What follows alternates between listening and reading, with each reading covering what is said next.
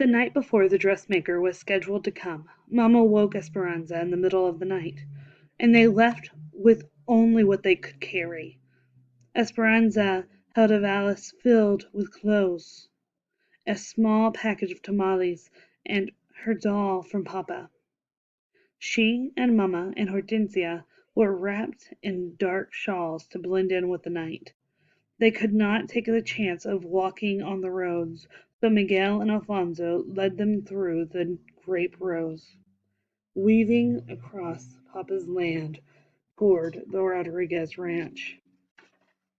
There was enough moonlight so that they could see the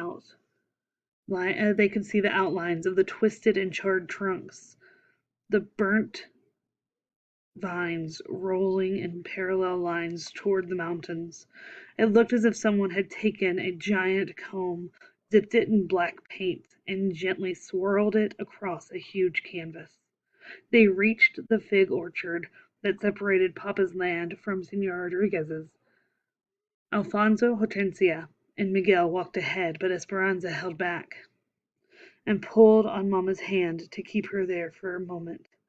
They turned to look at what used to be El Rancho de las Rosas in the distance.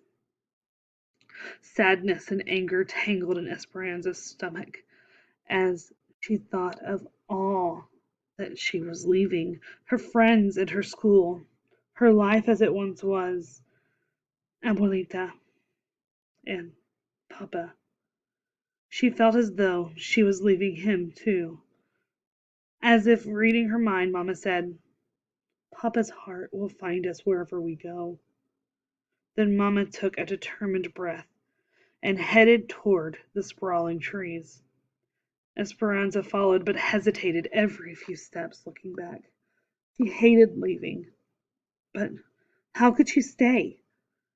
With each stride, Papa's land became smaller and smaller. She hurried after Mamma, knowing that she might never come back to her home again, and her heart was filled with venom for Tio Luis. When she turned around one last time, she could see nothing behind her but a trail of splattered figs she had resentfully smashed beneath her feet. That's all we're going to read for today, because that is a decent stopping point. So y'all got a short day today. Okay, we'll see y'all back tomorrow.